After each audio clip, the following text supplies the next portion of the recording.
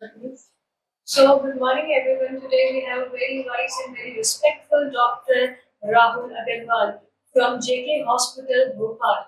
So, in today's world, digital devices have become an inspirational part of daily life, whether for work, education, entertainment, or a communication. However, with the constant exposure, digital screen come growing for concerned dry eyes. So, Doctor, tell us about to understand digital device and please tell us what is digital device.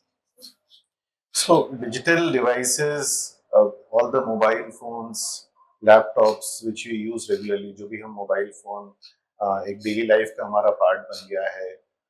Most of the young generation अब laptops computers पे बहुत regularly work करती है। तो ये जो digital devices हैं इनका हमारी आईज पर, हमारी आंखों पे कुछ असर होता है।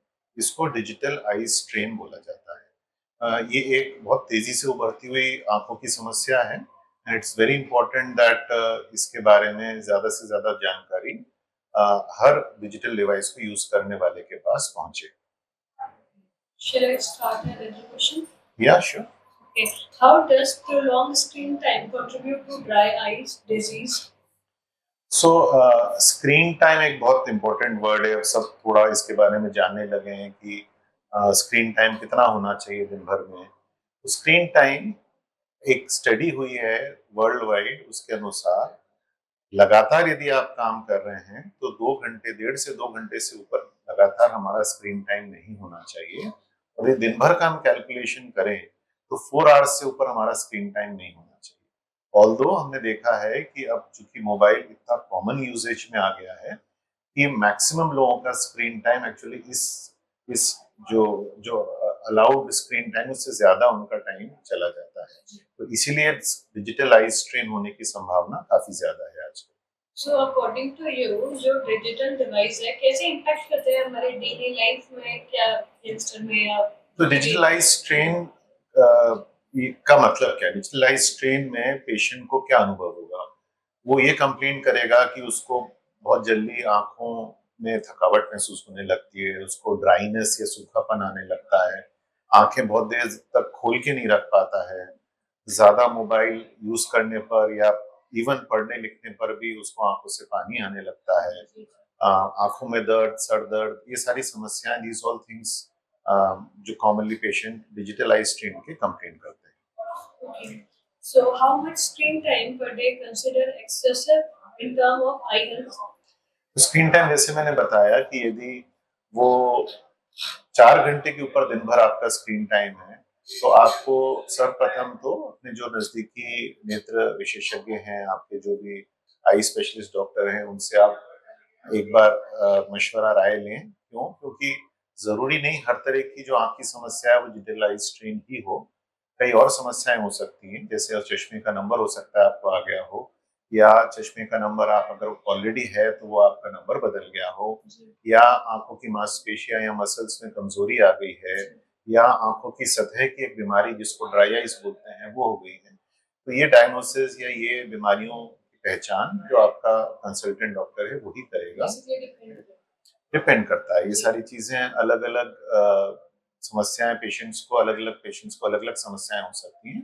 तो प्रॉपर उस पेशेंट को क्या स्पेसिफिक समस्या है वो देखकर डायग्नोज करके ही हम उस हिसाब से ट्रीटमेंट देते हैं।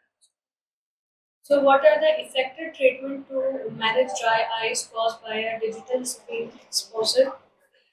तो दो चीजों में हम डिवाइड कर सकते हैं। कुछ चीजें होती है जो प्रिवेंटिव होती है, कुछ चीज जो ट्रीट है, यानी बचाव ही सबसे अच्छा समाधान है जिसको बोला जाता है।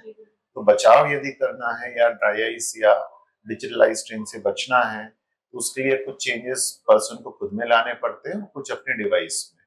जैसे डिवाइसेस यदि मोबाइल फोन यूज कर रहे हैं तो उसमें कोशिश करना चाहिए कि जो ब्राइटनेस मोड है वो ऑटो मोड पे रहना चाहिए, ना कि फुल ब्राइटनेस पे। दिन भर हम फुल ब्राइटनेस पे जब देखते हैं तो उससे आंखों की सतह पे नुकसान होता है। इसी तरह से यदि हम ब्रॉड डे लाइट में यानी धूप में हैं तो उधर हम देखते हैं कि लो लाइट में नहीं देख पाएंगे, उधर हमको हाईएस्ट लाइट पे रखना पड़ता है। इसी तरह से रात में हम यदि देख रहे हैं तो आई कंफर्ट करके एक सेटिंग रहती है जिसके जरिए इस तरह की कलर राइटिंग रहती है जिसमें ब्लू लाइट का इमर्शन कम होता है, उस सेटिंग पे चले जाना चाहिए। साथ ही मोबाइल को बहुत पास आंख के नहीं रखे, कम से कम 1 फीट की दूरी पे रखना चाहिए। इसी तरह से लैपटॉप्स या स्क्रीन यदि यूज कर रहे हैं तो उनका लेवल भी आंखों के लेवल से थोड़ा सा नीचे होना चाहिए। तो ये सारी सावधानियां बरतनी जरूरी है। यदि चश्मा लगा हुआ है तो वो एंटी ग्लेयर ग्लासेस या ब्लू कट रे ग्लासेस हो तो और भी बेहतर है। तो इन सावधानियों का उनको ध्यान रखना है पेशेंट्स को। Okay, so how does prolonged screen time contribute to a dry eyes disease? जैसे मैंने बताया, जितना ज्यादा समय आप स्क्रीन पे रहेंगे उतनी आपकी जो आंसू की परत है वो डिप्लीट होने लगेगी, कमजोर पड़ने लगेगी। हम सबको कुदरत ने नेचुरली एक अच्छी आंसू की परत दी हुई है जो हमारी आंखों को गीला, मॉइस्ट और हेल्दी बना के रखती है। पर ये स्क्रीन पे बहुत लंबा काम करने की वजह से ये आंसू की परतें कमजोर पड़ने लगती हैं। इसी वजह से आंखों की कई बीमारियां लगने लगती हैं। इसके अलावा अगर आप कोई और अदर एडवाइस देना चाहो हमारे पेशेंट्स को, तो ये जो बीमारी है इसको शुरुआत में ही या सही समय पर ही इसको डायग्नोज करना, इसको इसको ढूंढना, इसको पकड़ना जरूरी है। और साथ ही साथ इसका इलाज जो है वो सिस्टमेटिक तरीके से होना आवश्यक है कि मैक्सिमम कैरियर्स अब ऐसे हैं जिसमें कि आंखों का, स्क्रीन का, लैपटॉप्स का बहुत ज्यादा यूज है। तो इम्पोर्टेंट है कि आप यंग एज से इस चीज का ध्यान रखेंगे तो लॉन्ग टर्म में आप अच्छी अच्छी आंख अपनी हेल्दी बनाए रख पाएंगे। So thank you so much doctor Rahul Agarwal, आपने इतना ज़्यादा हमारे को बताया डिजिटल के बारे में, डिजिटल डिवाइस के बारे में, एंड ये बहुत ज़रूरी है हमारे लिए इस चीज़ के बारे में जानना। आपने इसके बारे में awareness the. Thank you so much for coming and share your points about digital device. Thank you. Thank you very much.